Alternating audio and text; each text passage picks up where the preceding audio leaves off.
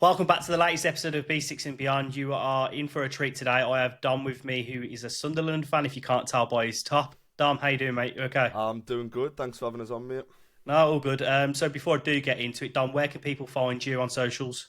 Mainly on TikTok, SR4 onto 2. That's sort of where I put everything. We've got Twitter as well under the same handle, but mainly TikTok. Yeah, I do vouch for Dom. He's very entertaining, and he definitely likes to wind up a few certain fan bases. So Absolutely. before I do get into it, just if you are new to the channel, make sure to hit that subscribe button. We do have an ongoing giveaway every 500 subscribers. We will be giving away match shirts or tickets to whichever you choose. So make sure to hit that subscribe button. We have a goal of 20 likes of the video, so make sure to tap a like as well. So, first question, let's get straight into it. So, out of all of your new signings, Dom, is Yeah. there any standouts? I think, yeah, absolutely. We've been absolutely just buzzing with the way the signings have started because we've made so many, a lot of them being unknowns, but they've all hit the ground running, basically. But I think our best player so far has been a new signing for me, has been Reynaldo at left back. Got him from Atletico Madrid on a free, which at the time were like, how have we managed to get that? And I think he's been the most consistent in the fact I think he's genuinely been probably a top 3 player on the team in every single game. There's been other players who've stood out in individual games, but I think he's been the most consistent. But at the Palace game specifically at the weekend, I think the whole defence was incredible. Alderete and Mukiele are just a class above. We haven't seen anything like that at our club in some serious time. Yeah, it's a cracking result, to be fair, at Palace. I remember messaging you, I hope you get a result over the weekend. Yeah. But I just thought you'd go in there, especially with a couple of players that they were missing. I thought that it was just open for you to get some sort of result. And to take a point away from Selhurst Park, it's nothing to be barked at, definitely.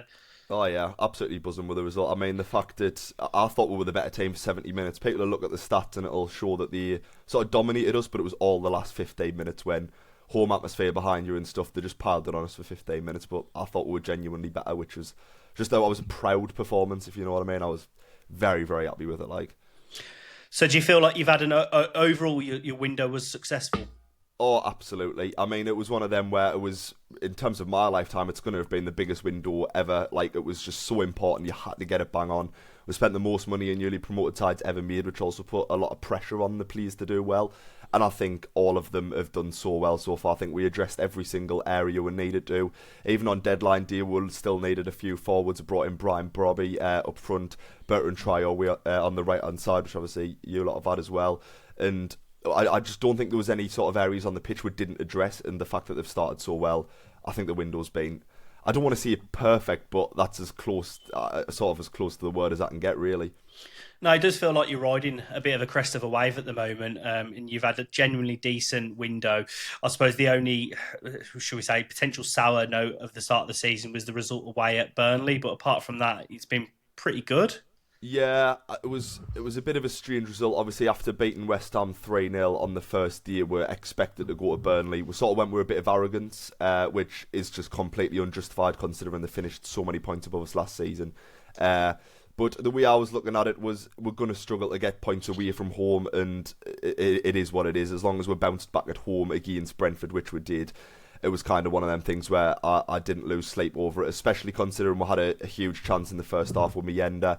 If he'd have put that away, I think we would have won, and I mean, would be on, not 10 points now, which is just absolutely mental.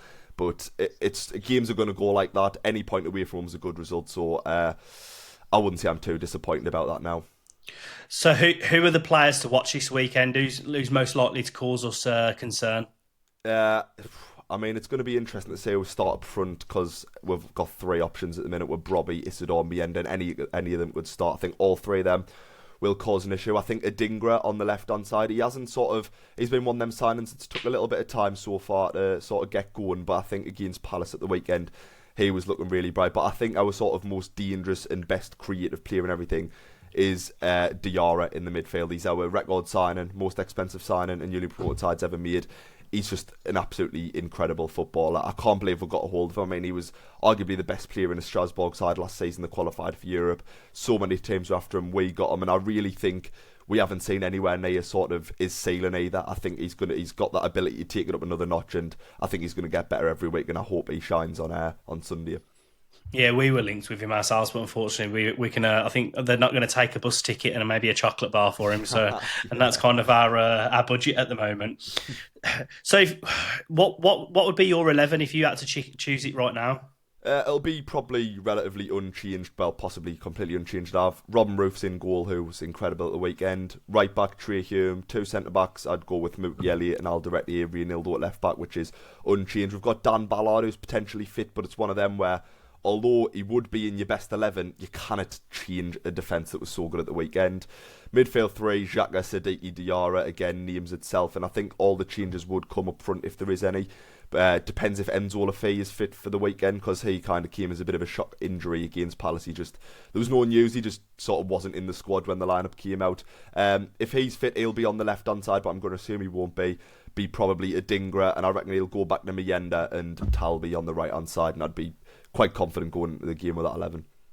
How's Granit Xhaka started? Oh, I mean, one of them signings that we just couldn't believe happened at the time, and it's just exactly what we need. A player with such experience, leadership, sort of in a squad that's so young, and in a league that's incredibly tough, and he's been there and done that at the very top level, and he just raises the level of the whole squad without even standing out. But his progressive passes have been some of the highest in the league this season so far, and he just oozes class and keeps it ticking. Always so composed, and it's just an absolutely remarkable signing, and no doubt he'll be again pivotal to whatever result we get on Sunday.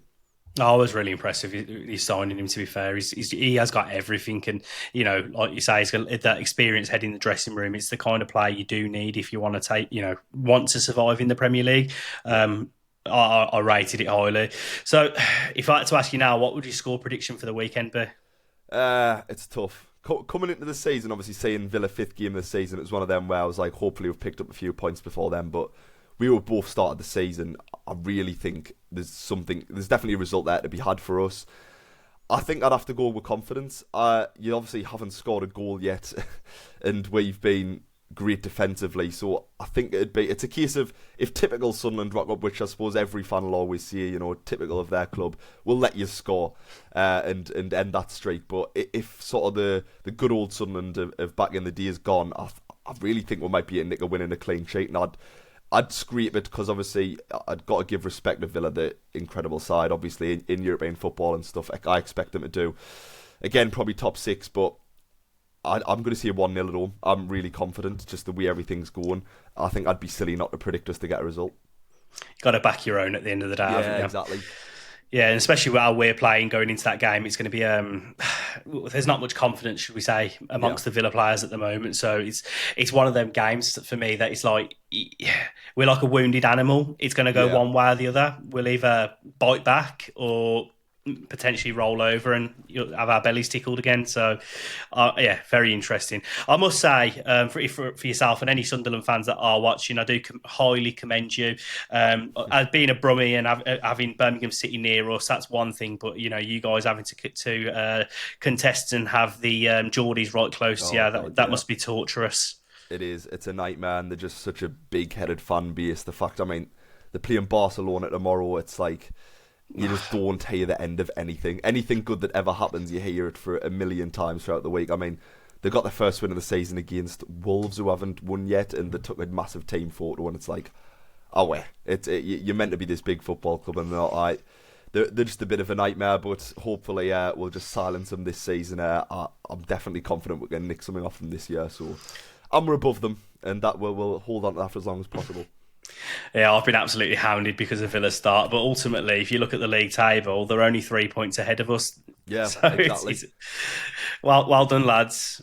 Good one. So here's a question for you. If I could guarantee you right now that Sunderland would survive, but it meant Newcastle winning the Champions League, would you accept it?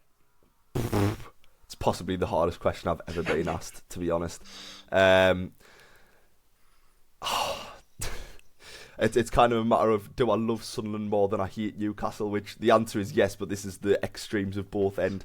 Do you know what? I'm confident that one day that we'll get it right eventually in the Premier League and stay here. So I'll sacrifice this season. I cannot have them winning that. That's just a step too far. No chance. They went mental winning the Energy Drink Cup this season, so I cannot imagine what they'd be like if they won that. I'll I'd take relegation to avoid that. It'd be absolute hell. Yeah, that would be absolutely torturous, wouldn't it? Yeah. Okay. Well, on that note, I think we've covered pretty much everything that I wanted to. Thank you for your time, Dom. No problem. And good luck the weekend. Yeah, you too. And last thing for Villa fans, if you have made it to this point, up the Villa and don't forget to hit that like button.